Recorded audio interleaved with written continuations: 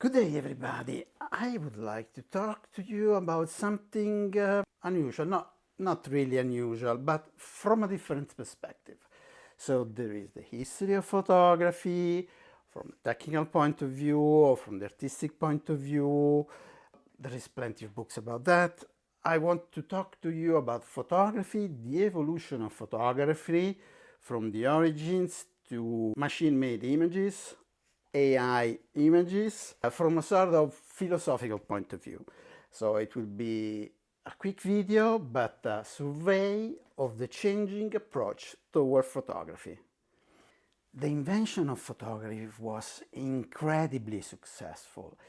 In a few years, we moved from a few pioneers who were making all the things on their own, producing their own emulsion and sensitizing plates, to an early industrial stage. This early industrial stage already meant that thousands of images were produced in a week. So it was a success like a few other inventions had in time, something like internet, a revolution and an incredible success.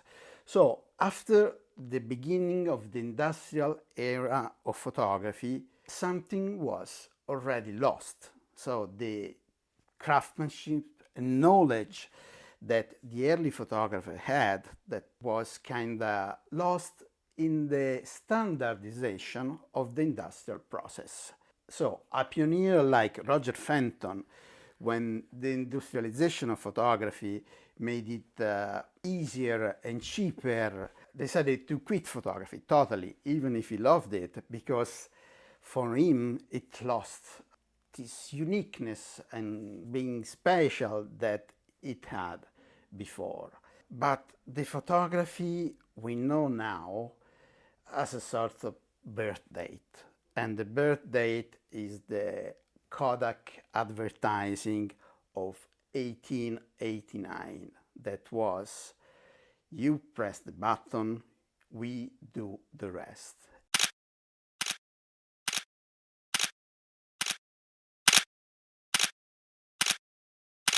And the photography we do today with this do everything thing that we always have in our hands, the cell phone, is what was probably in their hopes at the time. So now it's really there. We press a button, we have a satisfying image. At the time, the image wasn't so satisfying, but still, it was a miracle. So you could press the button in these little box cameras, the Kodak Brownies, bring the camera to the lab and have some small, not so good looking, but still images you have produced, or better, you didn't produce those images. You clicked the button. The image, the process was done elsewhere. But this dividing the process from the shooting was the thing that made photography a success, because everybody could do it. Before that, there was such an amount of earth knowledge, expertise, and equipment required to produce a photographic image from start to finish that only a few people could do, both as money-wise and also as knowledge. And at the time, photography, the evolution of photography, was divided in two parts, in two parallel lines that we still have today. The early photographers such as Gustave Le Gray or Roger Fenton had to produce all by themselves. Maybe they bought the camera, but all the chemical stuff, the sensitized plates and the printing process was all in their hands. They didn't only need to know chemistry and the process, they were also inventors. So they perfected the process to make it closer to what they imagined, to have results that were only in their mind. So they were struggling with the process to modify it, to reinvent it, to have it fulfill their desires. While On the other hand, an industrial product requires standards. There has been a lot of evolution, so the quality brought us by the industrialization is without doubt a conquest, is something very important. We had in a few years the materials became more flexible, easier to use, they had wider dynamic range, so technically better on all respects.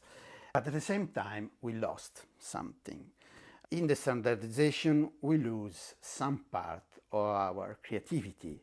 Or this is not exactly true. What's true is that we lose some part of our creativity and renounce to some part of our imagination when we limit ourselves or clicking the button and letting someone else on some other machine do the rest. Beware, the rest is the production of the image. So even in the industrial time, they have the lineage in the early artist photographer continued to personalize the process in order not to have their imagination completely deprived by the standardization or the industrial process. We can think of Ansel Adams, who perfected a method of controlling the process that was very, very sophisticated. And he could do that because the material he had were much better, technically speaking, of the one produced just a few years before. And today we have photographic material, even in the standard original film process, they have qualities that only 50 years ago or 40 years ago would have been considered somehow miraculous.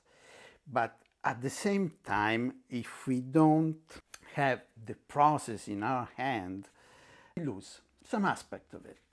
Because we shall also admit that even in the industrialization, the invention of the instant photography, which is not the Polaroid or the instantly produced image, instant photography is something that you can do with your camera handheld in your hands. So the invention of the small format camera and the film that was higher speed film that allowed handheld quick photography produced some artistic outcomes. So we can think of the quick photographers, and we talk also about masters photographers, masters of the quick photography, like Henri Cartier-Bresson or later Robert Frank, and today Martin Parr. Those are just three names between thousands of great photographers doing this kind of photography. But all those photographers have managed to be creative, even not controlling the process. But still, there is a lineage of photography who still need to control the process to fully express their imagination. And those are what we call today fine art photographer. We can think of Hiroshi Sugimoto, Abelard Morel. Dozens, thousands of photographers are working with the process to produce their own images because they need this space of freedom that controlling the process allows them. Both things, we have to give up some part of our imagination in order to have a better industrial product. Again, but still we can fight to regain the process or the control of the process on our hands. Photography is not the photography of the authors of the important photographers. Photography is a mass phenomenon. It's social. Everybody does photography. When we talk about photography, we shouldn't talk about the niche of photography, the little niche of the artist photographers. Photography is a general phenomenon. Every day, millions of images are taken. To have this opportunity, we really needed what Kodak invented. We press the button and let other people, or nowadays machine and algorithms, do the rest. And what happens? We produce images that are all the same. Okay, we can maybe choose a little bit the lighting or the framing, but those images are really standard. So it's an industrial success. It's a super product that everybody has, but what it produces, it's very standardized. It doesn't respect humanity because each human being is unique. So something that's liked by everybody, it's a sort of dream for an industry. This product that everybody likes, okay, you became a multimillionaire. But at the same time, it's impossible, luckily. So given the standard product, which is okay, it is too much depriving of our freedom. Cannot just press the button. Satisfaction is limited. To avoid this risk, they invented this personalization. You know that on your cell phone you can shoot your images. Okay, you're not satisfied, you don't feel creative. Oh, okay, let's see it in black and white. More creative. Or we do snow effect, whatever. They give us some little tools, some little toys to feel creative, not to show or to hide that we are being deprived of our freedom of imagination. So you can personalize the images produced with these standard products within a limited context. What you cannot do is imagining something totally out of the box or beyond what's given and create it. To create the image that was only in your unique mind, you need to control the process. But if you do that, you are somehow a rebel. You are not following the rules. You are not happy. You are not content with the standard options you have been given. So, guys, I like making videos. We like making videos, but okay, we need your help. Share, subscribe, comment. Does help us make our channel alive. So back to the thing. So there are these two lines of photography: industrial standardized photography, which has somehow a limited space for creativity, creative photography that requires the knowledge of the process, the ability to interfere, modify, and change the process in order to make those machines produce the images you imagined before. In this, we also shall say that the evolution of technical evolution doesn't wipe out what was before. So there are people, and today more than yesterday, there is a sort of hype about ancient techniques of photography. Think just a few names. Johnny Sternbach doing wet plate portraits of surfers. This is a time short circuit, so she's photographing a modern sport with an ancient technique.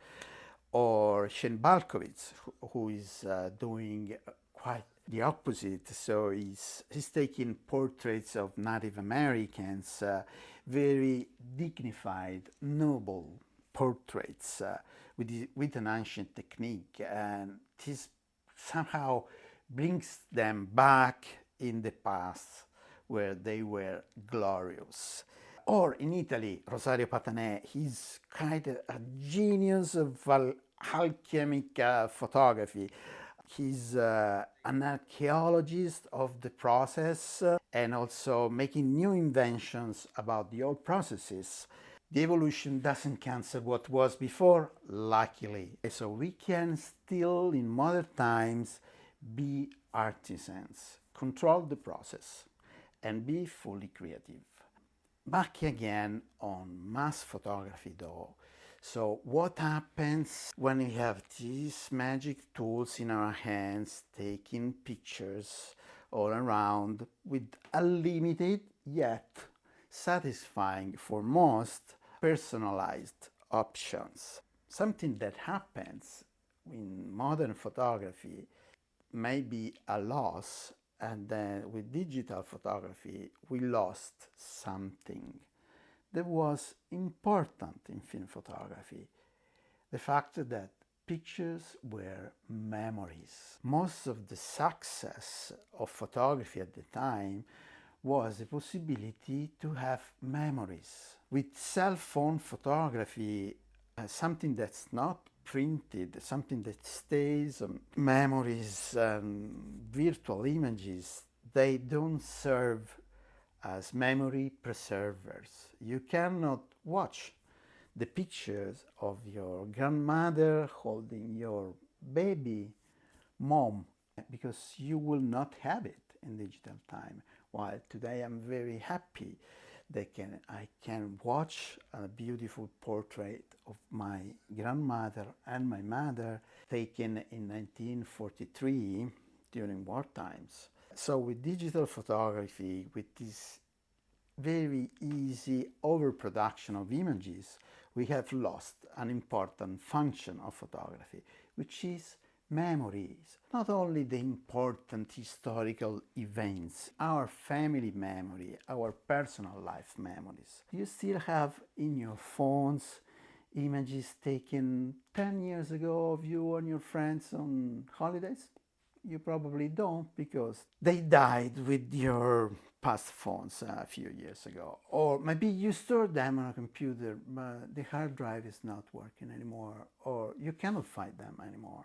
One of the functions of photography is lost. This is really a pity. So not here praying, print the images that you like, because you will not do it. But okay, be conscious that photography as a help for memory is lost nowadays. Even historians have built recent modern historiography was largely based on photographic images.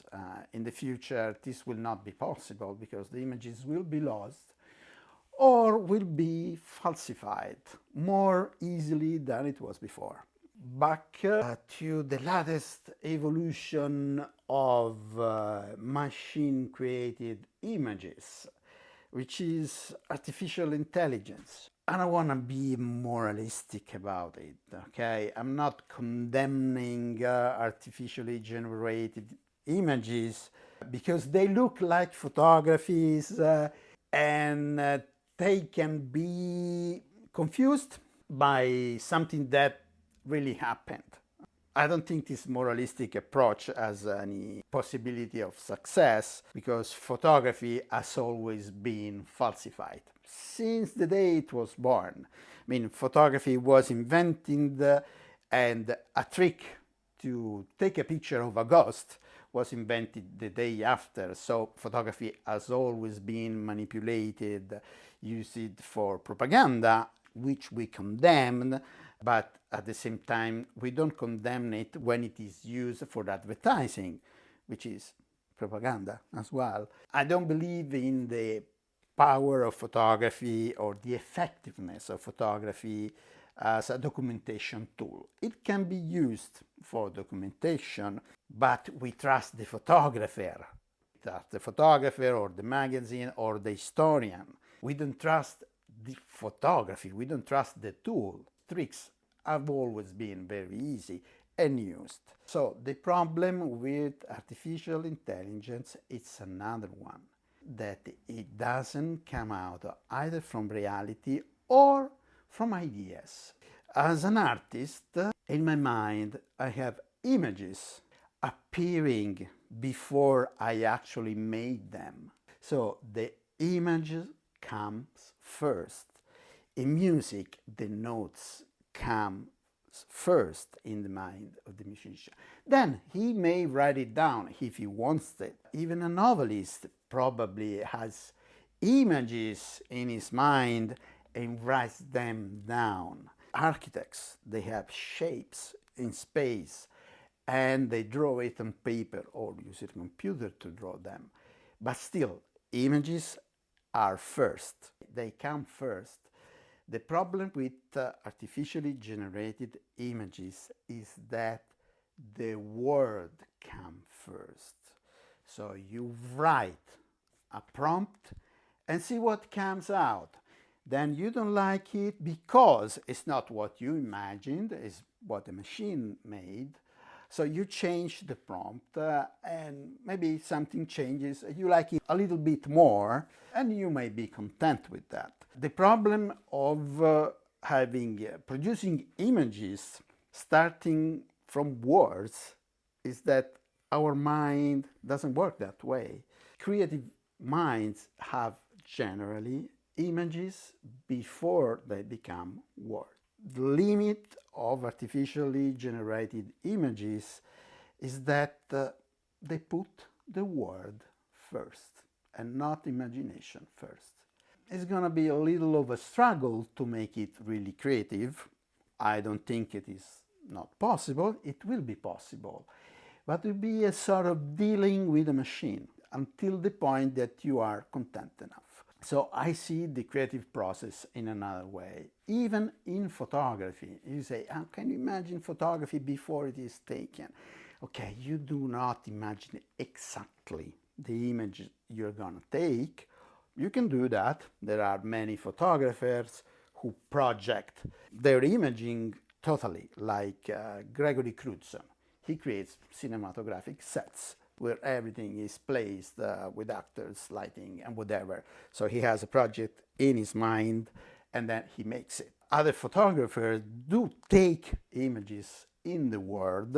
Others work on projects. For example, myself, I work on photographic projects where I cannot have an exact idea what I'm doing because I use reality as raw material, but I have very precise coordinates, kind of images that I will go out to find.